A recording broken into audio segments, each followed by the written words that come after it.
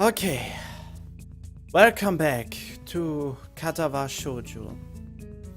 And we are still at this point. Depressing depression.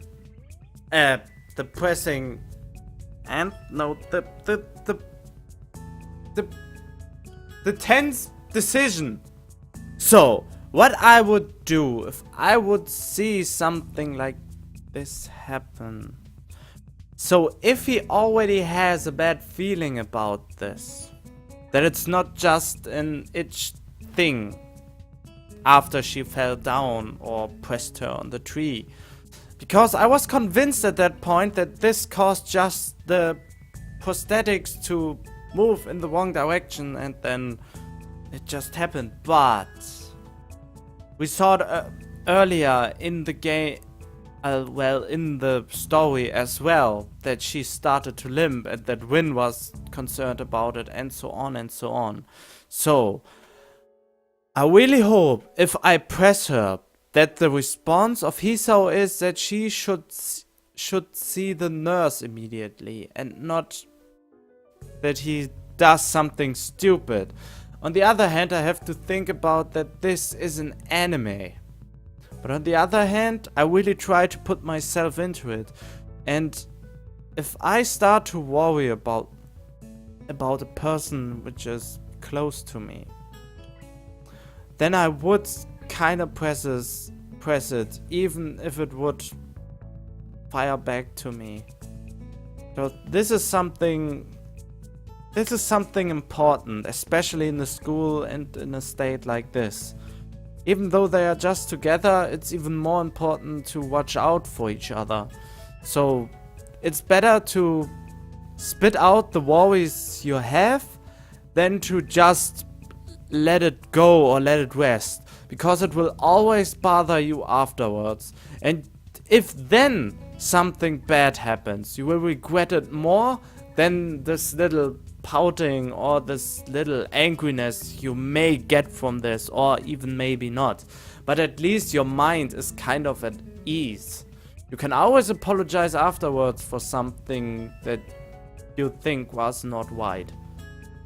But if it already happened, there's no way you can apologize for it, because then it already happened. It's better to tell your worries now than to just hold it down just for the sake of not doing, just for the sake of not doing, how's it called, having where you kinda shout at each other. What was it? Angry? No, it doesn't have to do anything with angry. It has to do a little struggle? No. I hope you just get what I mean. For some reason, some words just don't want to go in my head as I want them to. But yeah, let's go on with it. You probably already guessed it, what answer I go for. And I'm nervous about this. Are you absolutely sure? You don't want to go ahead and adjust it before heading up the stairs? You could get hurt if you don't, right? I said it was fine, Hisao. Seriously, don't worry about it. I've got some experience in these matters after all. Yeah, I suppose so. Amy grins reassuringly. Honestly, Hisao, I appreciate the concern, but I really am okay. Ah, thank God. Now really, I need to get going. Your attempts to keep me around are doomed to fail. Yes, of course, that's what I was all on about. Thanks! Oh! Of course. Just prolonging the goodbye, I suppose. Another grin lights up Amy's face. Good night, Hisao. Good night. As she limps inside, I find myself hoping she's okay, despite her assurance that she's fine. I think I can call this a successful first date. Hell, any day that ends with Amy pinning me under a tree to kiss me can't be bad, can it? It most certainly can't. I head back to my room, mentally thank the gods that Kenji doesn't ambush me in the hallway, and get started on my homework. Oh, Kenji. I really like this dude. I knew this would happen. Well, it is really hard to guess. Or at least not to guess. Whatever. The morning is far too early for my taste.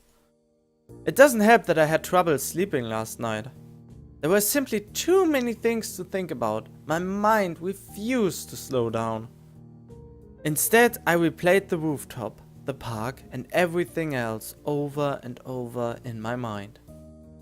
There's a small part of my mind that is still paranoid that this has all been some kind of joke. That I met up with Amy at the track and she'll act like nothing happened yesterday. My goodness, is really fucked up right now. Pushing these thoughts to the back of my mind, I throw on my running clothes and open the door. Amy's waiting for me with her usual smile. You're late. Or at least you're not early today. Are you tired or something? I find myself ruefully rubbing the back of my head. Something like that, yeah. Lots to think about and all that. Amy giggles at my mild understatement. Yeah, I didn't sleep that well either. I was actually glad you weren't early, cause I wasn't early either. I wonder if the same thing kept us awake. The image of her weeping face passed through my mind. Oh. What kept you up? Amy's expression falters, but she quickly notices my curiosity and forces a smile. Nothing important. She's obviously not telling me something. The question is, should I press the issue? Something's clearly been bothering her for a while. I want to help her, but would I just come off as me being nosy? She's got to know I care about her though. Are you sure? Oh, now I know what it is. Now I know what those decisions we made are. It's not that we have all the way the decision. We have not to decide if we now intrigue her in this one situation. Other than we set a mindset into the main character that he reacts as we reacted to the other occasions. So every time, for example, at the very beginning of the game, as we played Whisk and said that we going the safe route, stay defensively and stuff like that, we actually set himself that he will not rush anything and not go straight into something and don't want to be wrapped up and stuff like that. And that's why he acted like he acted. And I think if we would go for the Whisk way and try out stuff and spread, and for what reason the mouse always hops in the middle of this again. Yeah, I like the chest too, but please stop moving, mouse. Yeah. That we would do more whiskey things and would engage more with everything and all that. But yeah, I guess that's just my thought how this game actually works. So we develop the character with a key choice that sets his reactions to some situations. If something's bothering you, I'm here to help you, sort of. So to sort it out. Wait, what? If something's bothering you, I'm here to help you sort it out.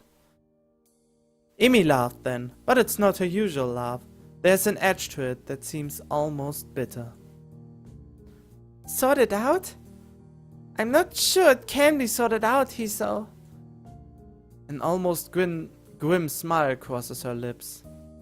It's like a smile of resignation. I don't think you could help me anyway. That hurts. Oh, snap. I think we did a really, really bad decision here. I don't want to say that it hurts to her, but it does. Doesn't she realize I want to be there for her when things go wrong? Oh, yes, he totally thinks the way I would think. This is amazing, but on the same... yeah.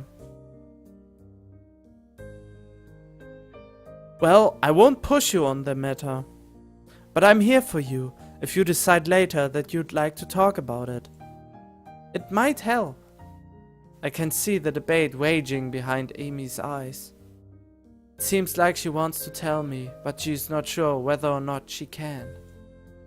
Hey, forget about it for now, okay? We've got running to do. The mention of running, something that she can handle, brings Amy back to her usual self. Right. Hurry up and stretch out, Hiso. We've got to get moving. She takes off like a shot, far quicker than I'm used to. Still, I try to keep pace with her, recklessly testing my limits. It gives me a feeling of freedom, like my heart is no longer important. I find myself wanting to laugh, filled with the feeling of moving beyond what I once called my boundaries. The nurse's warnings to not overdo things echo in my mind, and I disregard them. This feeling I have, this willingness to risk a heart attack for something so trivial as a morning one, feels out of character for me. But is it? Or whether should it be? I've got a weak heart, sure. It'll never be capable of the kind of speed and endurance Amy's capable of. Though I probably wouldn't be able to get that good, even if I had a healthy heart. As we round the final bend, I feel my legs screaming in protest, but for the first time, I ignore them. I accelerate to finish at a sprint, nearly catching up to Amy. That was never going to happen, of course. Still, I feel surprisingly good. Oh sure, my legs feel like they're about to catch fire and I'm having trouble staying upright. But there's been a shift of some sort today. And it's all thanks to the girl grinning at the finish line waiting for me. That felt a little faster than usual. My comment is met with a grin and shrug. Can't have you think I was going to go soft on you now, can I? Can't have you think I was going to go soft on you now, can I? But you managed to handle it just fine. Well, I couldn't have done it without you. Still feeling the high from the run and moved by a surge of gratitude, I seize Amy in a hug. Thanks. Really, I'm not just saying that. I'm in your debt. Amy seems flustered by my words, squirming uncomfortably. Don't be silly, so... Someone had to haul you out here, didn't they? And it's not like you're not doing anything for me, right? I needed a running partner, remember? I shake my head, still pointedly not letting go of Amy, who stops squirming and merely looks up at me with a quickly deepening blush that almost seems out of character. No, that's not true. You wanted a running partner, but you didn't need one. If I hadn't shown up the day after the festival, you would still want, right? But it doesn't work the other way around. I only managed to make it out a few times before the festival. And without you, I probably wouldn't have made it out at all after that. Amy smiles at me and prods my chest with one finger. You're pretty lazy, Hiso. Hey, I was giving you a compliment. Well, you're welcome, I guess. I'll pay you back somehow. Oh, well, that's not necessary, you know. I mean, I kinda like you, Hiso. She kinda likes me. I thought we would go above this level already.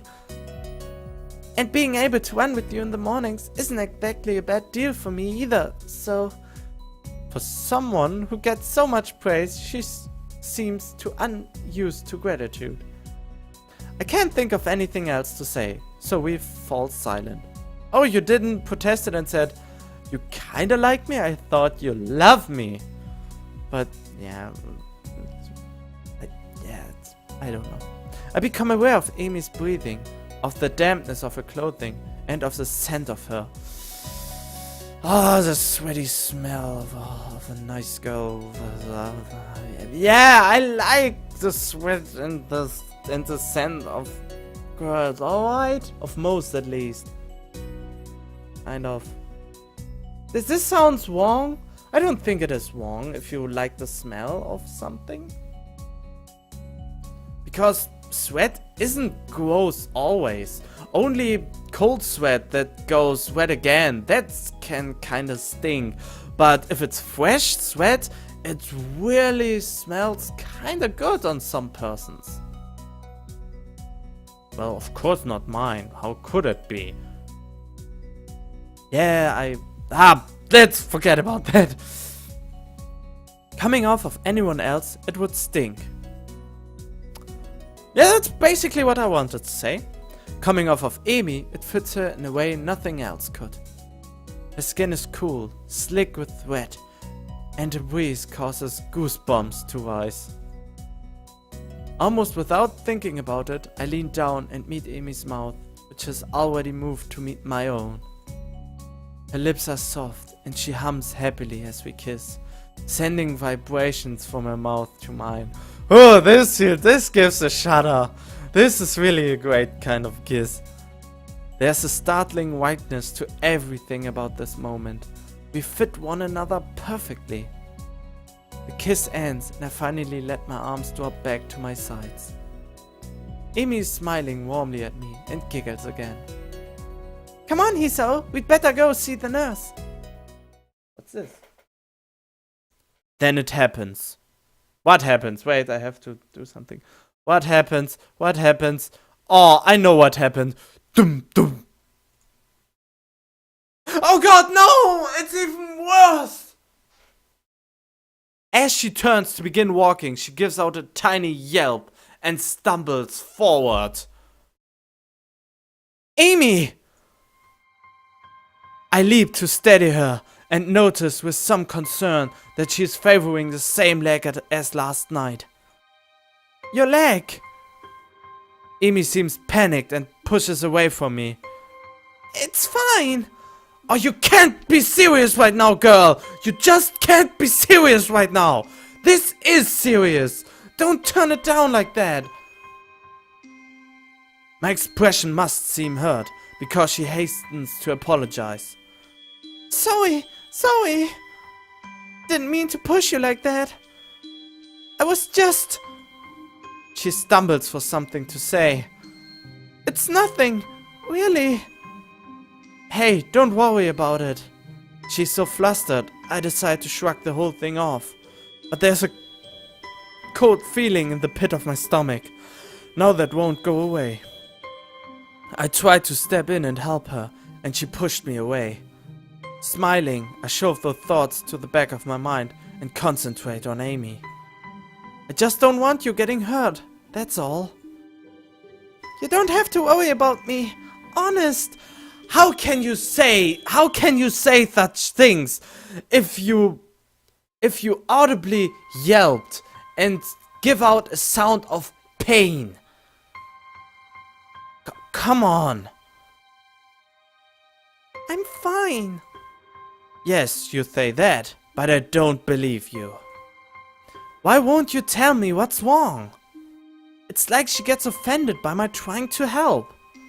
What am I supposed to make of that? I would be so confused too. He resembles my mind. Kind of. Sometimes. I'm still trying to sort out what happened on the track as we arrive in front of the nurse's office. Amy raises her hand to knock, hesitates and turns to me, smiling guiltily. Hey, can you do me a favor? Of course. Can you tell the nurse that I see him later?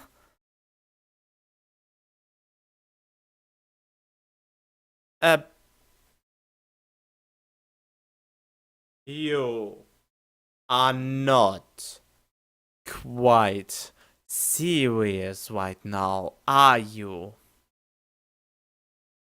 I just had before the screen turned, I had the thing in my mind that I hoped for Hiso, that he says she goes first. She goes first in the nurse room. Wait, doesn't she? Oh, she goes always first. And that she had to check on it. Please, Hiso, be that guy right now. You have to. She has to go first. She has to be checked. I will tell. I hope Hiso will tell the nurse about it. I hope he does. As a favor to him. He's worried about her. So, invisible walk? Oh, that's a... Okay. Okay. I just remembered that I've got some stuff to take care of before class. That's not good enough for an excuse. So I really need to get moving. I peer at her closely, and she fidgets under my stare.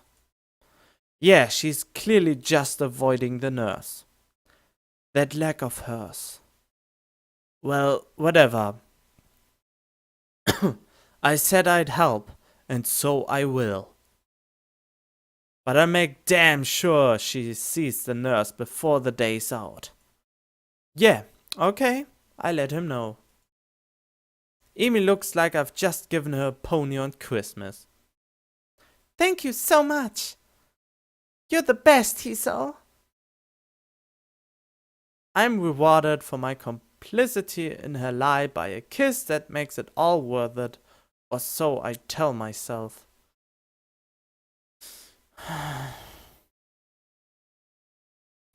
As Amy heads out of the building, trying hard not to let her limbs show, I knock on the door of the office.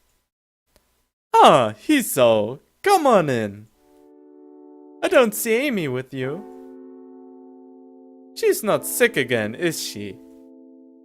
From the tone of his voice, I don't think the nurse is expecting me to say, yes, she's ill.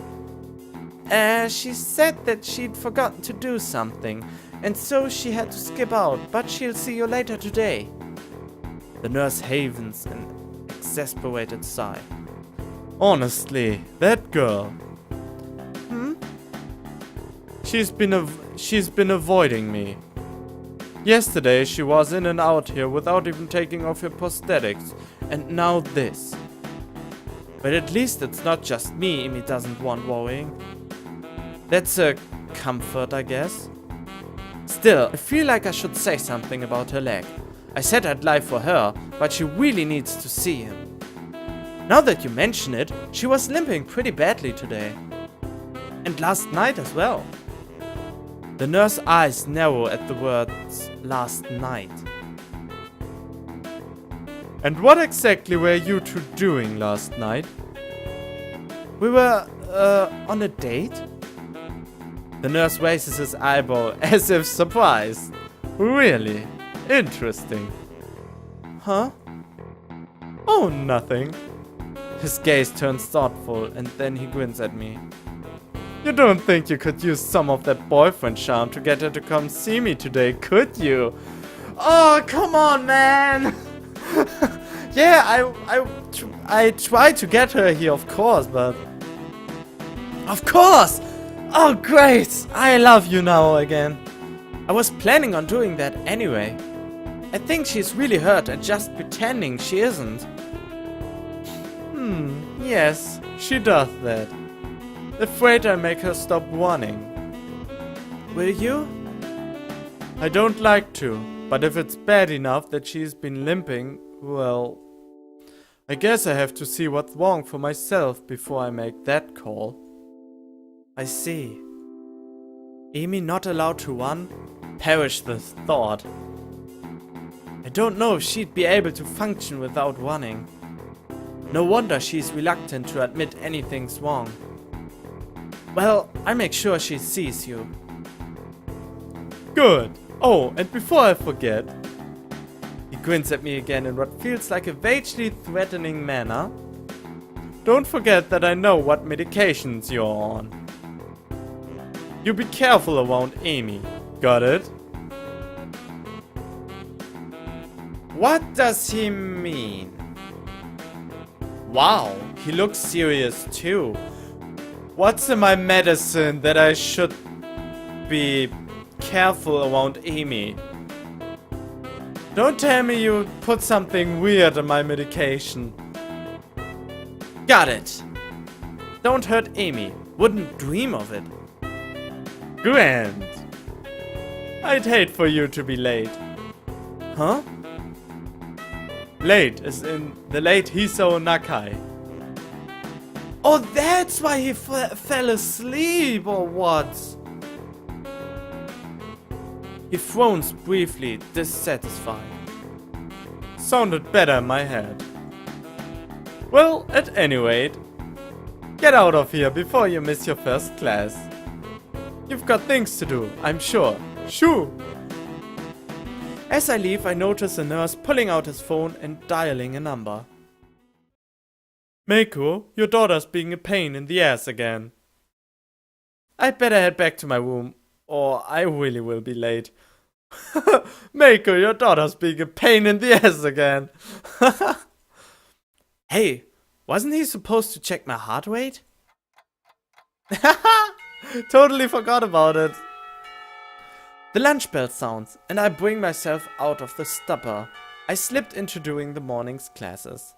My lack of sleep last night, coupled with the increased pace of this morning's run, has left me a little exhausted. Despite that, I find myself skipping stairs up to the roof. There's the thrill of excitement now, in addition to the pleasure one gets from eating lunch with one's friend. True, both Amy and Win are still my friends, but Amy has become more than that now. Win is back in her usual spot on the roof, almost as if she'd never been absent. Feeling better, I take it? A raised eyebrow is my reward for speaking. Better than what? Better than you felt yesterday. Win gives my question some serious thought. I'm not sure. I think I might have felt rather good for some of yesterday, but it's all fuzzy. Too much cold medicine? Well, I was asleep, and that usually is pretty good. But I can't remember what it feels like to be asleep, because I'm not conscious for it. It's a real problem. Then again, if I knew how good it felt, I might not sleep anymore. But this way, I keep trying, so I guess that's how I can keep from being overtired. An eternal mystery to keep you sleeping at night? Maybe mystery the wrong word. Intangibility might be the proper way to describe it. I see. No, I don't see at all. I have no idea what she's talking about, but that's okay, since I rarely do. Do you remember what sleeping feels like? Like yesterday. Do you remember what you felt like sleeping yesterday? Well, I actually didn't get a lot of sleep yesterday. Maybe that's because you remember subconsciously. Actually, I think I was worrying about Amy. Doesn't Amy worry enough about herself? I hadn't considered that, but it gives me a pause. True, but would she ask for help if she needed it? When frowns and raises an eyebrow, would I get a proper answer? Probably not. Is there something she should be asking for help with? Her leg, for starters. This seems to catch Win's interest. Leg?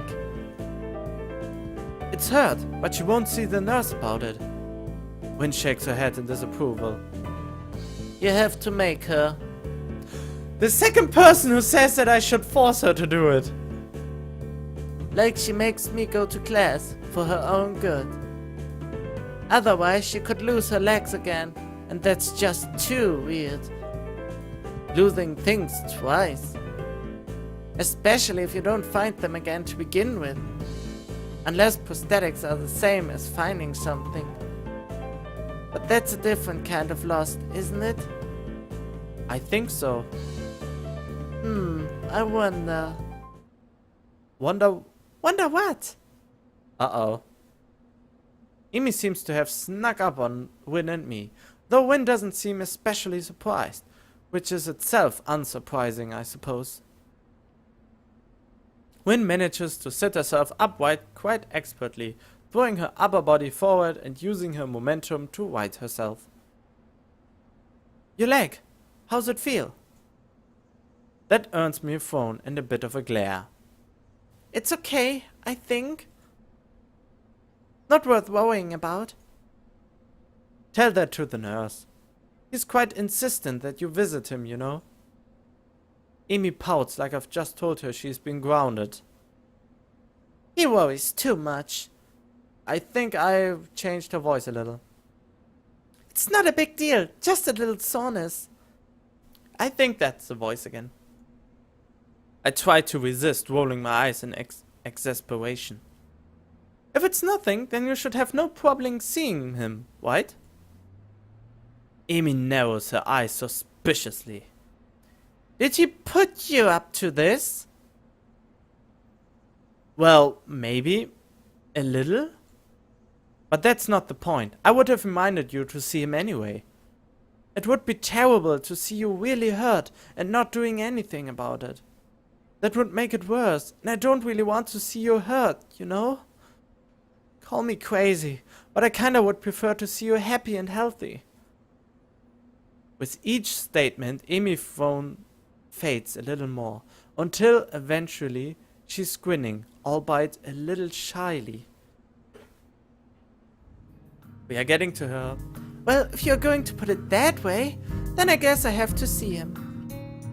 Otherwise you keep worrying, and then I never hear the end of it, right? That's right.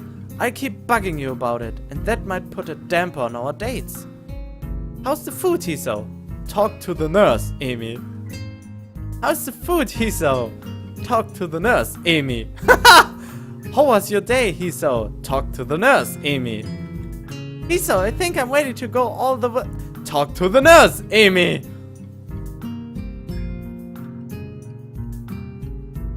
See? It doesn't work that well.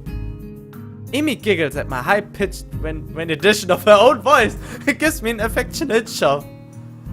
My voice isn't that high, jerk. I thought it was pretty accurate.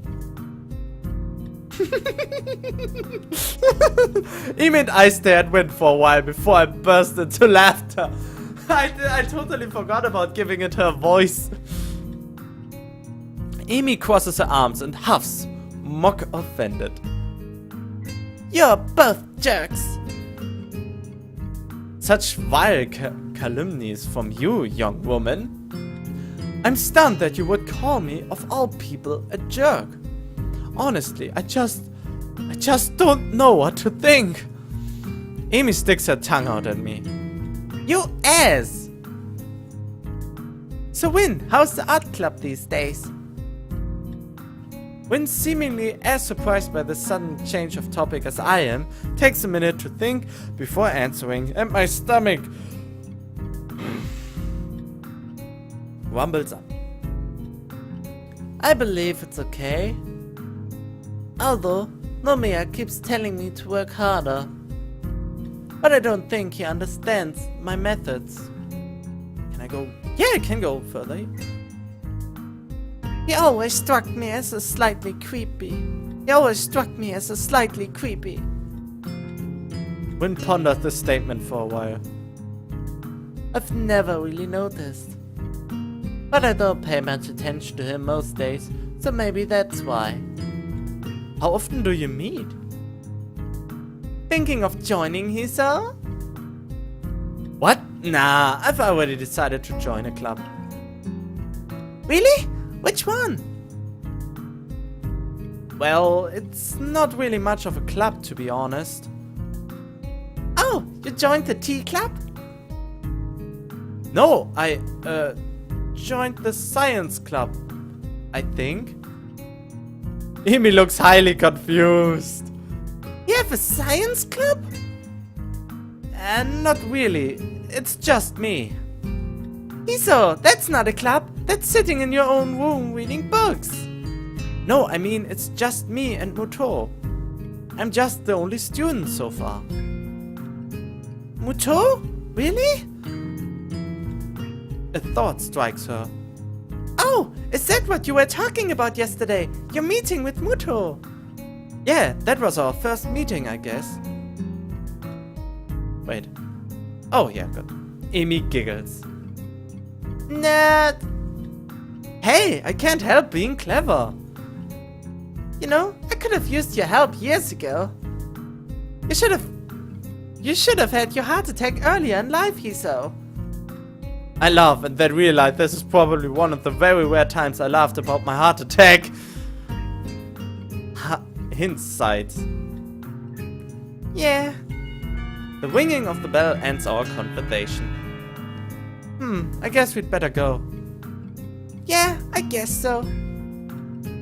Come on, Win, you too. Win has apparently begun to doze off, so Amy gives her a sharp bump. I almost had it. Sorry, but you need to go to class. I disagree, but maybe I nap in class. I get it this time. Changing locations is sometimes helpful for that kind of thing. Neither Amy or I bother asking what it is. As we arrive at my classroom, Amy gives me a quick kiss and heads down the hallway. Win in tow. I turn to enter the classroom to met by the duo of Shizune and Misha. Misha seems to be fighting a losing battle to keep from breaking into a fit of giggles while she translates Shizune's latest rant. Well, we are pleased and thrilled to see how well you've managed to make new friends and forge relationships, and with such a cutie too, Hik-chan. I think that last pass was probably Misha. ... We nevertheless feel compelled to politely remind you that public displays of affection are strictly forbidden. Really? That's disappointing, Shik-chan, by Section 8 of the Code Conduct laid out in the Student Handbook. Public display of affection are strictly forbidden? Oh, the really is she asks Shizune if this is really the case or what? ... In this case, however, ignorance of the law may be your excuse, as we are feeling lenient, whatever that word means. ... Oh, an excuse for me? Why? And the paperwork required to punish the both of you would only add to the already mountainous volume of work which confronts us as sole members of the student council. And besides, you two are adorable together. ... Therefore, consider this a formal warning, and please refrain from such displays in the future, at least when Shizune can see you, Hik-chan. This whole spiel is so patiently ridiculous that I can't help but reply in the same pompous manner. Well, I for one feel enlightened. I apologize profusely for my rash actions and will strive to contain my baser impulses, which I fear impel me towards such inappropriate displays of public affection. It is hardly my wish to burden an already overworked student council with such petty matters, and will do my best to make your lives easier in this matter in the future. At least when Shizune is watching. This last line is delivered with a wink to Misha, who finally loses control of her laughter.